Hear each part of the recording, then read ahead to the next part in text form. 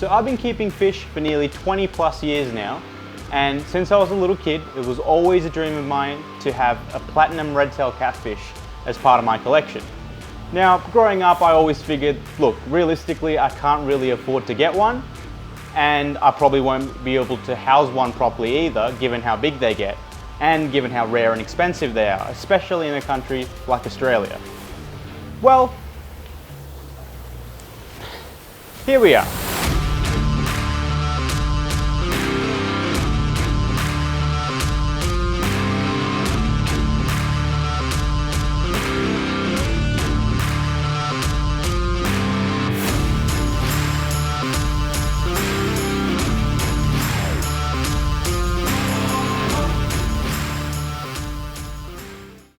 Welcome back to Obsidian Exotics, and first of all I want to apologize for the sound quality and the video quality of this one.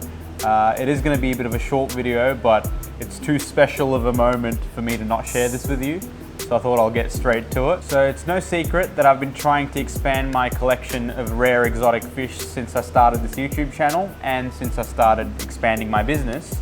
If you saw my most recent video, you probably saw that I drove over 3,600 kilometers from Melbourne to Brisbane and back, just so I can get a new black diamond stingray to go with my breeding program there, and also a grey giant gourami for a future breeding project when I find more. Be sure to check out that video and obviously subscribe to the channel while you're up there, and also don't forget to leave a like, because that really helps promote this channel to other people and helps me get more cool fish, I guess. Anyway, back to the video. So pretty much right after I got back from my Queensland trip was when I got offered the chance to get this once in a lifetime fish, and obviously I couldn't refuse. Now, to anyone watching from overseas, you'll probably already know that a Platinum Red Tail Catfish is probably still a very expensive and extremely rare fish in most countries. But in Australia, it takes things to a whole nother level of rare and expensive, especially due to our import laws. To my knowledge, I can only think of 2 other specimens of Platinum Red Tail Catfish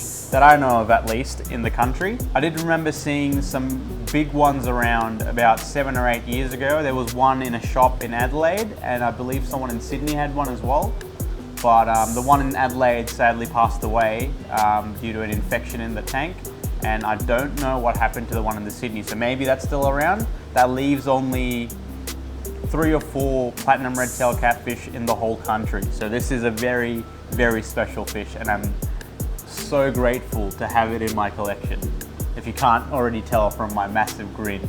Now, even a normal red tail catfish is extremely rare in Australia. A baby can cost around $2,000, which means a Platinum Red Tail Catfish, which happens to be probably one of 4 in the country, the asking price is roughly $10,000. And I didn't really have that much money to spare to spend on one fish, especially now that I'm spending so much money on my personal breeding facility that I also made a video on, that I'll leave a link up there. But luckily for me, the person that actually had it for sale was also a collector, and he was interested in a fair few rare stingrays. And given my line of work and given how many stingrays I usually buy and sell or breed myself, I was able to work out a deal with him where I swapped about $10,000 worth of stingrays in return for the Platinum Red Tail Catfish. Now, the fish that he wanted, I didn't actually have with me, so I did what I do best, and I drove nearly 6,000 kilometers just to collect all the stingrays for the trade,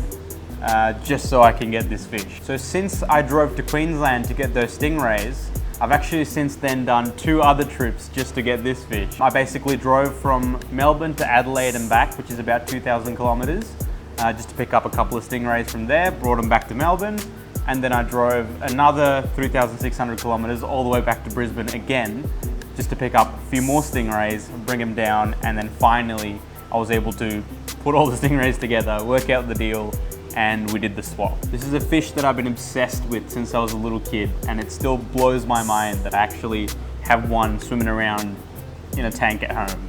Well, he's not exactly swimming around much because he's still settling into this tank. And yes, before I get attacked by everyone online, this is not gonna be his permanent home. This is just an 8-foot by 2-foot tank.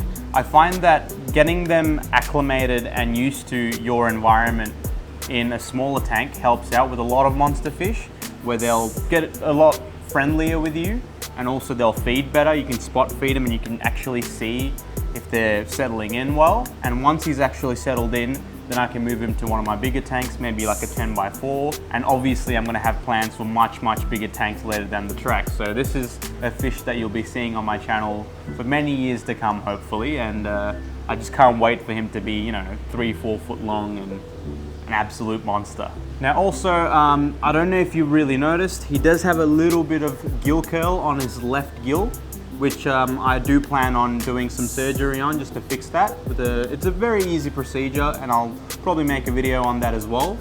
But for now, I want to let him grow out a bit more, settle in, get him feeding properly. And then next time I actually move him from here to my personal fish breeding facility, I'll probably do it then. And yeah, I'll definitely keep you guys updated on that process too. It's ridiculous. Look how awesome he is.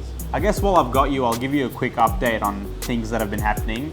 As for the Red Tail Giant Gourami project, I still haven't had a chance to finish that plywood pond.